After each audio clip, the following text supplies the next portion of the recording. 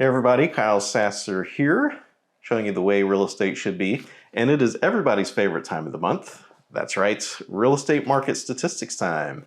These stats are for Pinellas County for October 2023. Now, I do need to go over how these stats get put together. So basically, we pull these from the MLS every month, at the end of the month. So we're on October, so we are looking at September stats. A couple things to keep in mind is these September stats are based on August and July contracts, especially the closed sales numbers. So you have to keep that in mind as we're going through these. There has been a bit of a market shift here, which if you've been watching previous videos, you know that I have said that anecdotally it does look like there's some changes coming down the pike. And this is the second month that I have seen this sort of trend. And what happens is 1 month, I usually wait to see if it's a blip or not. If there's 2 months in a row, then we can start to think that maybe there is a new trend developing. But I will get into that with these numbers. The other thing to know about these stats is that we are comparing year over year. So we are looking at September 2023 primarily compared to September 2022. We do that because there is a natural ebb and flow in the real estate cycle, typically based around the school year and also the seasons. So beginning of the year, school starts, number of homes for sale tends to naturally drop. So I do look at month to month, but not as much as year to year. Although I will say I have been looking a little bit more at month to month just because the market has been whipsawing around so much, and I will get into why that is and how long that is going to be hanging around. So that's how we get these stats. If you want to follow along with this report, you can do so. There's a link in the description below for a place to contact us, and there's also a link there to download this report. So without further ado, let's dive in.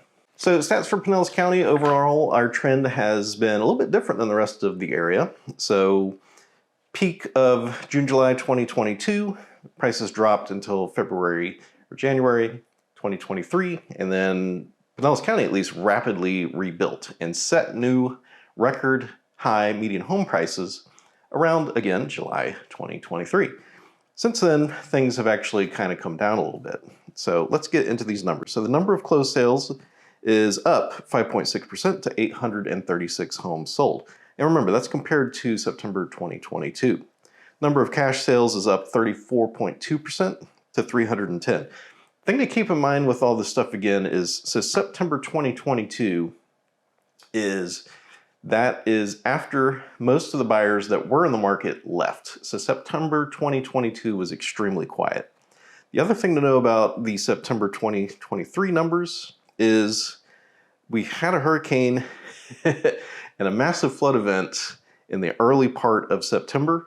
So the storm actually came through late August to early September. So there was a lot of stuff that kind of fell out. I've been seeing a lot of reports on Pinellas County about stats and numbers, and they leave out that key detail. Whenever a hurricane comes through, everything shuts down. And, Shore Acres and Riviera Bay, lots of places that usually flooded pretty badly. And any sort of contracts or anything in there, the natural tendency is for those to get canceled. So you do have to kind of take that into account whenever we're looking at these. Median sales price is up 9.8% compared to last year. So last year it was at $421,150. Today it is at $462,500. So that is down from the July peak a couple months ago, which I will touch whenever we get to that topic. Average sales price is up 14.6% to $607,935. Dollar volume is up 21% to $508 million. Median percent of original list price is held pretty steady. It's only changed 0.4%, total of 96.9%. Median time to contract, which is one of my key indicators in the current market on what's going on. Median time to contract has shortened 23.8% from 21 days to 16 days. That has lengthened a little bit from June, July, but that is still extraordinarily short, and that is still very much seller's market territory. Number of new listings is up 27.4%. This one is long-term a key metric. So number of new listings is up 27.4% to 1,176. And if you remember back Number of closed sales was 5.6% at 836 total homes sold. Now, again, grain of salt because we had a hurricane that shut down a bunch of transactions there. But number of new listings was 1,176. Total number of closed sales was 836. So we gained 300 houses. And last year, September 2022, which was super quiet, was 923. So we're doing better than we did last year, but we are still listing more homes than we are selling. Active inventory is down 9.5% from 1,921 to 1,738. Again, that reason is because 2022 slowed down so much. Month supply, which is a metric I don't particularly care for, but it's up 15.7% to 2.1. Foreclosures and short sales, doom and gloom section. Again, nothing crazy showing up here. 50% more foreclosures. There was a total of 3. And the reason why is because people have so much equity in their home that if they get into financial trouble, they can sell their home and pocket tens, even hundreds of thousands of dollars versus going to foreclosures, losing the house at auction, and taking a massive hit on their credit. Now, I do want to kind of touch on some month-to-month stuff here because that does show kind of that shift in trajectory. So compared to 2022, we are still doing very good in Pinellas County. However, things have retracted a little bit. So I want to touch on median sales price here. So July 2023 was again our peak at $484,000 for median sales price. In August, that dropped to $479,000, and this month that dropped to $462,500. That is not historically, we have built, just looking at the historic trend here, the historic trend has been building month to month with very few reductions. So this is noteworthy that we do have this. I mean, this is a $20,000 price reduction on median sales price in 2 months. Like, that is significant. Again, we need to take a little bit of a grain of salt because of the hurricane, and it definitely flooded some of the higher priced areas. So I am curious to see what October does, but nonetheless, it's something that we definitely want to take note of. Total number of new listings, again, has also grown a little bit. It's actually the most listings we've had in at least a year. Still below historic rates where we're at. Usually we've been around the 1,300, 1,400 homes listed sale. We're currently at 1,176. So we're definitely off our historic norms, but we're doing better than the 923 homes that were listed last year. Inventory is down compared to last year, which shouldn't be too surprising just with how demand has been since about March. But we are continuing to build. The low point was May. So remember, our contracts, these numbers usually are based on contracts from the month or two previously. So May was the low point of inventory, which means that July we would expect to see the high point of prices, and that is what has showed up here. Last year, once we crossed like 2,000 homes on active inventory, which we're very close to, we saw a tremendous price slide, like $40,000, $50,000 in just a few months there. So if you're buying currently, it looks to be a very good time to buy. Median time to contract, again, we had that low mark of July 2023 at 11 days. Previously, earlier part of the year is June, July, May, April. Well, not April. May and June was at 14 days. August and September were at 15 and 16 days. July was at 11 days, which, remember, those are based on May contracts with that really low inventory. Before that, though, 2022, the previous slow period, we were at 23 to 35 days on market. That is still seller's market. Make no mistake about it. That is still very much a seller's market, but we're up to 16 days now. So it has improved, but it is not as good as it was in 2022. Now, I do like to touch a little bit on some of the different price points because a $1 million home does sell on a little bit different time frame than a $400,000 home, primarily due to the number of buyers. And I usually just try to look to see if there's anything, noteworthy or crazy in here. Basically, there was no homes under 100,000 sold in September. There were 12 homes between 100 to 150,000. And again, this is for the entire county. So this is Tarpon Springs to Pinellas Point. 150 to 200,000 was down 28.6% to 10. 200 to 250,000 was down 33.3% to 24. 250 to 300,000 was down 38.8% to 41. 300 to 400,000 was down 7.3% to 215. So we can see we have fewer and fewer homes that sold in those lower price points. 400 to 600,000 though, we saw a 10.7% increase to 280.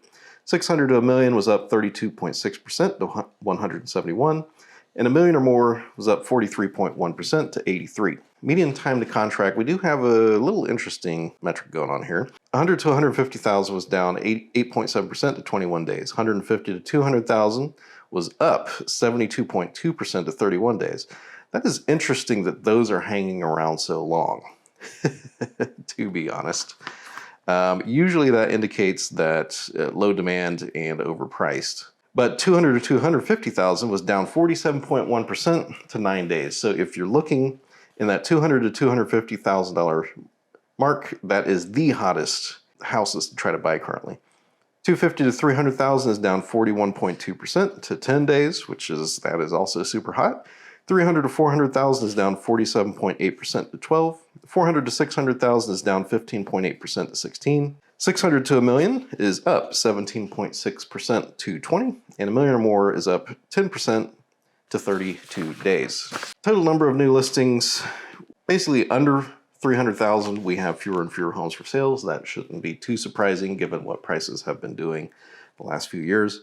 100,000 and under, there was nothing. No houses got listed in that price range. 100 to 150,000, there was a total of 5. 150 to 200,000, there was a total of 6. 200 to 250,000 was down 31.4%, total of 24. 250 to 300,000 was down 11.5%, total of 69. 300 to 400,000 was up 1.7% to 242. So anything that's ever like 1 or 2%, I usually just say that that's holding. And then obviously the higher price points we're seeing more as homes have split up into new price categories. 600,000 to 1 million had 67.3% more homes at 256, and a million or more had 69.9% increase at 158. Total inventory, 100,000 and under, 0. 100 to 150,000, there was a total of 4. 150 to 200,000 was down 25% to 12. 200 to 250,000 was down 79.6% to 11. 250 to 300,000 was down 59.3% to 46. So you can see under 250,000 is very difficult to try to find a house because that is the entire county and there's a total of 23 homes for sale in that price point. 300 to 400,000 is down 38.8% to 274. 400 to 600,000 is down 5.9% to 547. 600 to a million is up 28.9% to 441. And 1 million or more is up 10.4% to 403. So those are the Pinellas County stats. So do need to kind of retouch on the median home price versus average home price. If you remember back to your math classes, which I know was probably your favorite, average is you take the price of 5 houses, you add it up, you divide it by 5, that gives you the average sales price. Median sales price is a little different though. What median does is you have, let's say, 125 houses for sale. The median point is the price at which there is an equal number of houses priced higher and lower than that point. I personally prefer the median home price. It seems to not move as much as the average sales price does, primarily because if you have a lot of very expensive or very inexpensive homes sell, the average sales price can move significantly. For example, if Tom Brady's house sells, that will move stuff pretty quite a bit. Whereas median sales price is a little bit more stable just with how it is calculated. So what does all of this equate to so far as like boots on the ground, trying to sell a house? What does this look like on the ground? Well, bit of a mixed market here. So there are houses with multiple offers.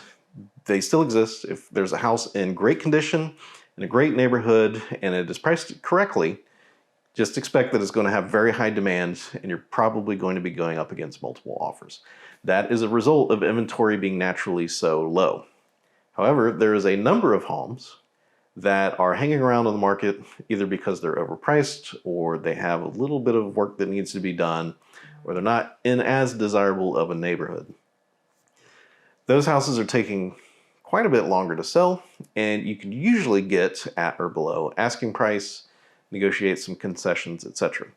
As if this trend continues of 200, 300, 400 more homes being listed for sale than are selling, if that trend continues for a few months, we should see prices continue to decline as time to contract expands. A lot of agents are either new or have forgotten what actual market conditions are like in a typical market. So back in 2017, 2016, for example, it was not unusual for a house to be on the market for 2 or 3 months before you get an offer. Currently, with a single family home in the Tampa Bay area, if a house goes that long, everyone starts losing their minds. Sellers lose their mind. Buyers are like, what's wrong with this? This must be a disaster house because it's hanging around so long. And even real estate agents are like, I must be a failure. I don't know what I'm doing. That is kind of where a balanced or neutral market is at. So we're still quite a bit shorter than that on our time to contract. So that is why everything is very hectic.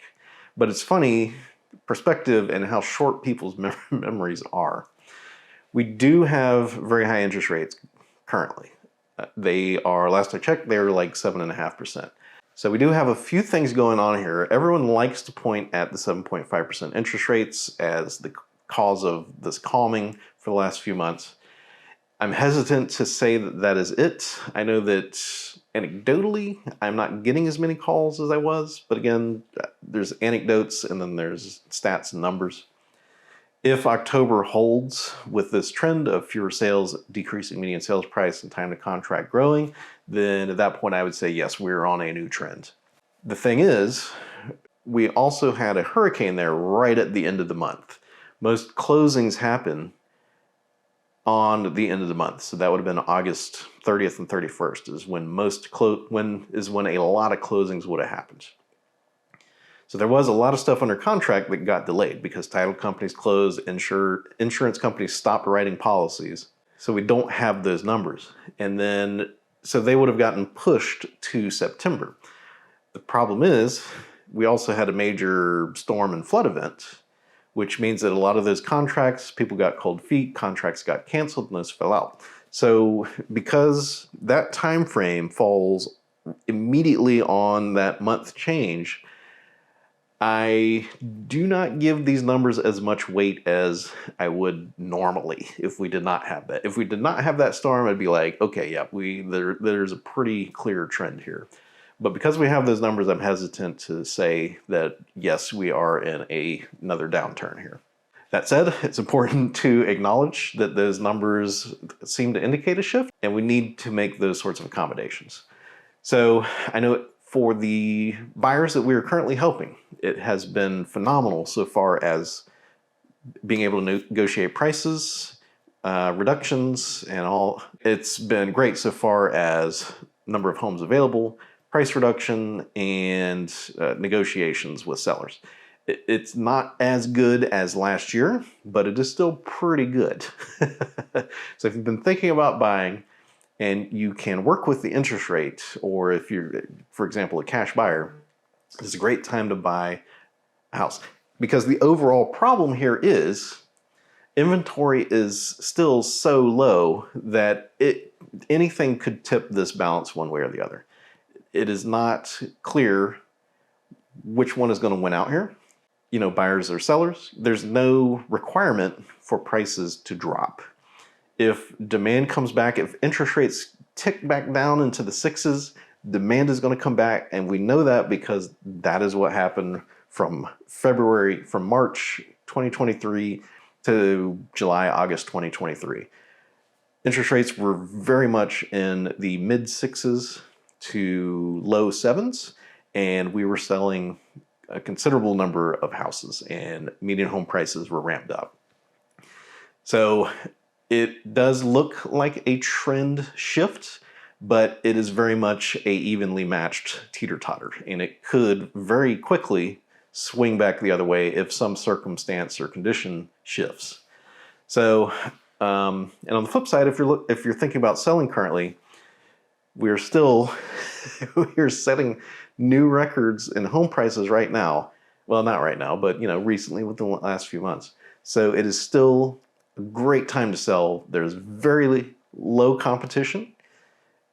Your house shouldn't hang around for 3, 4, 5 months like it would have in a true market downturn. So it's a great time to sell. If you have like an investment property or something like that, it's a great time to sell and realize all of that appreciation that you've built over the last 5 to 10 years. So that's what's going on in real estate in the Tampa Bay area. So I want to thank you so much for tuning in. My name is Kyle Sasser. I am at the Ashler Home Team, showing you the way real estate should be. I want to thank you for watching the statistics video. Hope you found it useful. If you would like to receive copies of this report, there's links in the description down below where you can sign up to receive the monthly, a little bit more detail on the reports and how to download and all that good stuff there. If you would like help finding your own great home in the Tampa Bay area, I would love to help you out. You can contact me at 727-300-2111. You can email me, kyle@ashlerre.com. That'll be in the description down below as well. There's also a link in the description below where if you just want to have a chat, have some quick questions, you can reach us via that link down below. So once again, thank you so much for tuning in. I'm Kyle Sasser, and I'll talk to you soon.